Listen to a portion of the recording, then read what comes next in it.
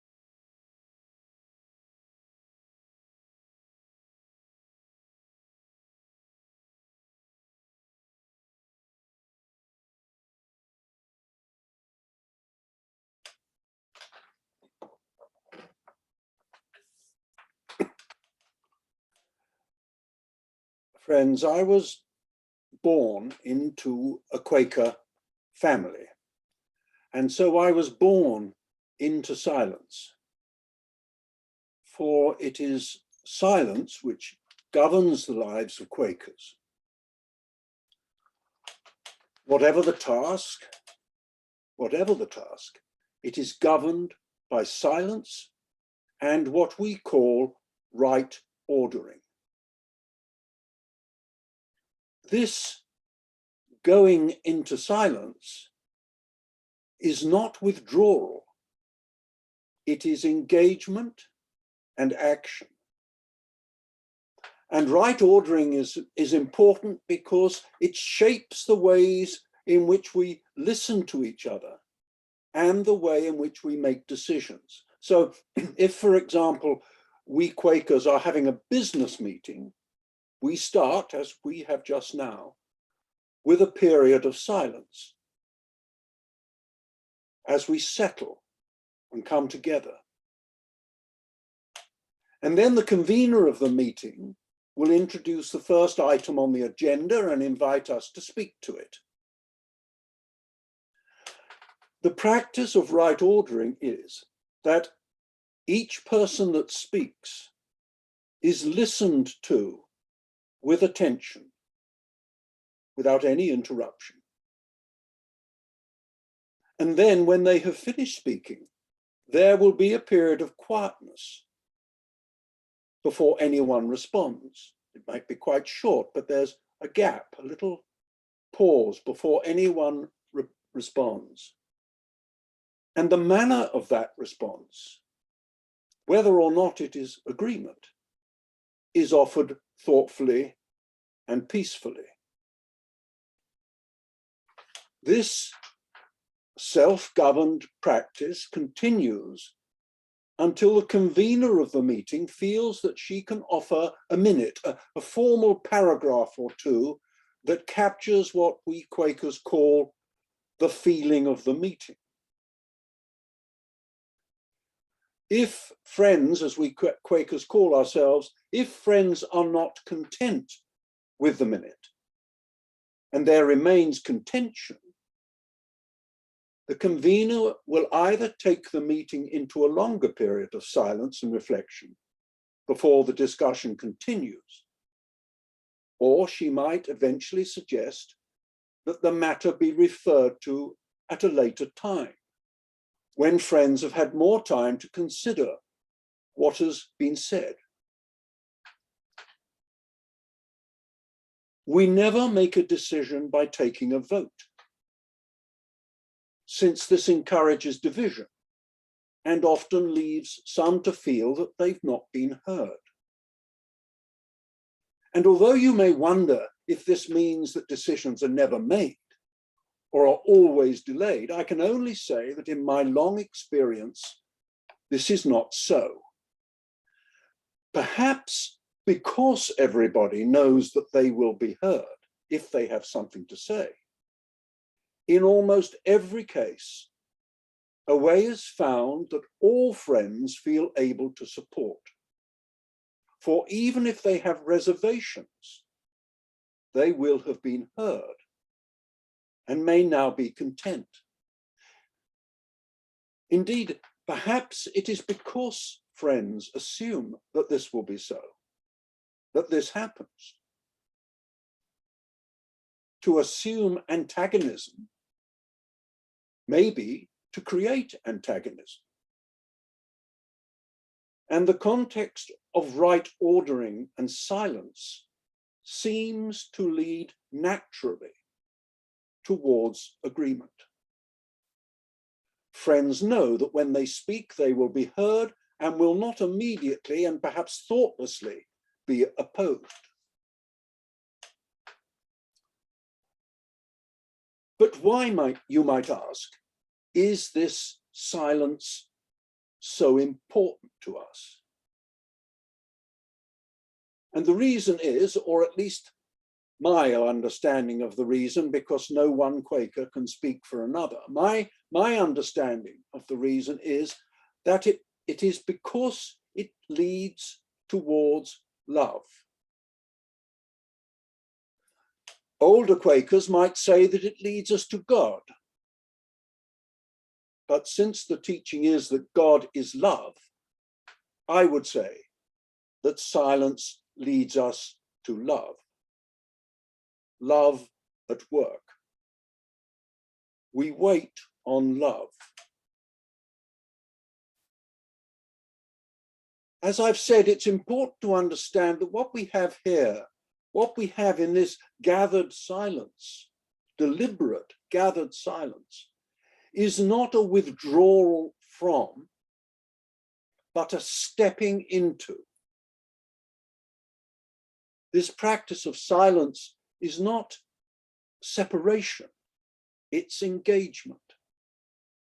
And as we shall see, it is an expression of love. Withdrawal can often be a response to fear. But when we step into silence, we do so with the courage and in the expectation of being taken into the presence of love. This is a most important aspect of the practice of deliberate silence, particularly gathered silence. And an example of this is when we come together every Friday morning to share silence as members of the Spirit of Humanity Forum, when members from all around the world come together on Zoom for just 15 minutes of silence.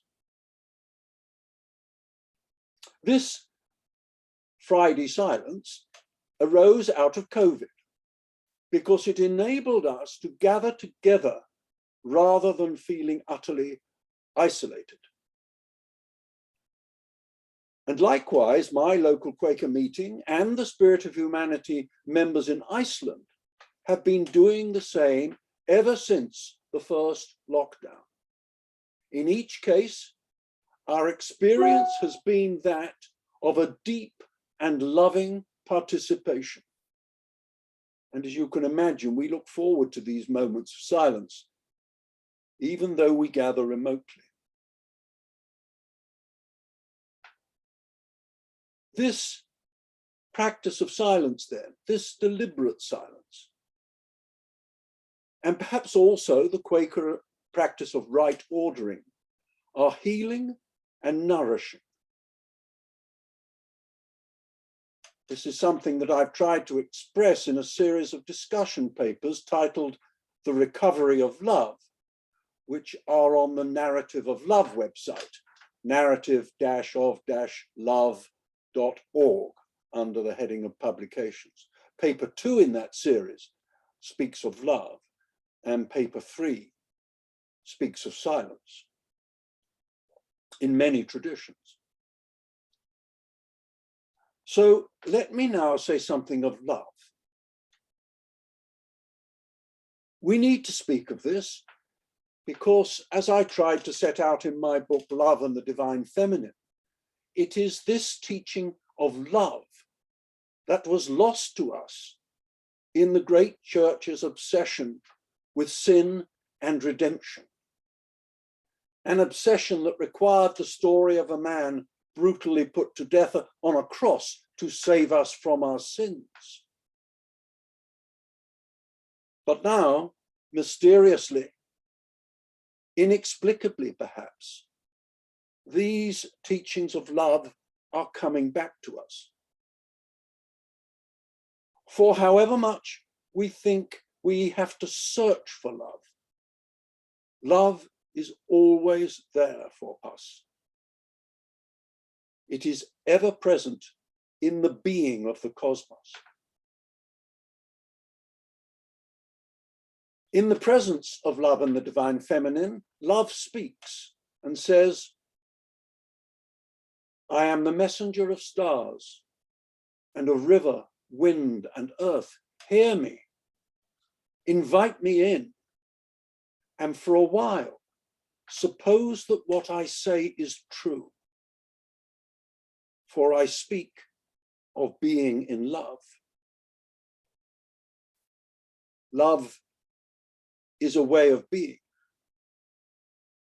Love is a way of doing. Love can only be known in its being and doing, silently in every moment of every day. Breathing in and breathing out can be acts of love.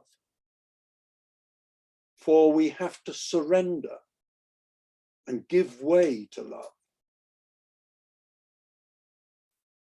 And especially now, we have perhaps urgently to find a place for love in every moment, in every place, in every part of our being. We can say that love has certain qualities and we can ponder on what those qualities might be, but that does not bring love into being. For love arises only in the practice of love, a kind of prayer without ceasing. Kindliness helps. It helps a lot. Being kind to one another in all those small ways that wait for us, and caring for each other and for the earth.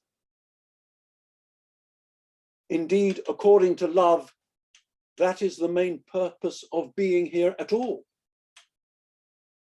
to take care. And we don't have to wait to be told about love. We can just bring love into every moment of our time, our being. The next person we meet, the next person we speak to, at home, at work, shopping for food, the next meeting we have to attend. whatever we are doing, especially when we gather together in silence, we can attend to love. It can become a deliberate action. We can insist upon it. Most importantly, we can take love seriously.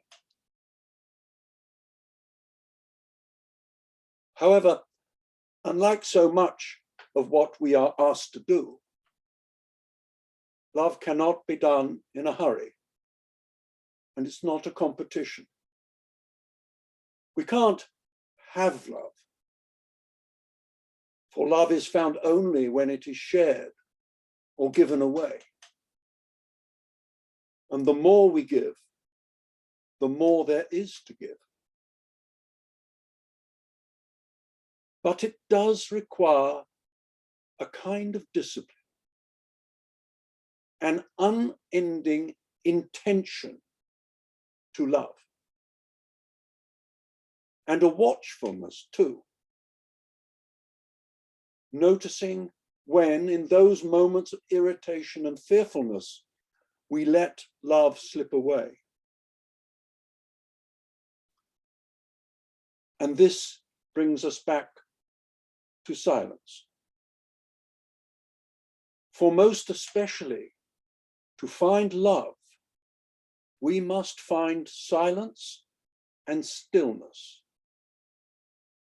For silence and stillness are the ground of love. Silence and waiting in love, the still point of the turning world, as T.S. Eliot puts it. Do you remember what he said? Where past and future are gathered, neither movement from nor towards, neither ascent nor decline, except for the point, the still point. There would be no dance, and there is only the dance. So that is the background that I want to offer to you as we go into our small groups to consider two questions. The first question, and it may be that Lotte will put this in the chat. The first question is, have there been and are there moments of deliberate silence in your life, on your own or with others? And how has that made you feel? I'll repeat that. Have there been and are there moments of deliberate silence in your life, on your own or with others? And how has that made you feel?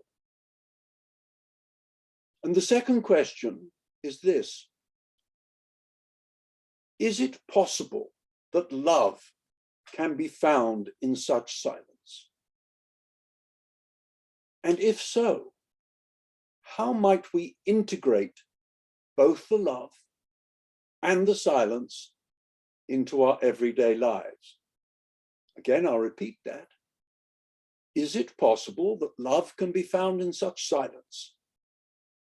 And if so, how might we integrate both love and silence into our everyday lives? We might say, how can we integrate the practice of love and silence into our everyday lives?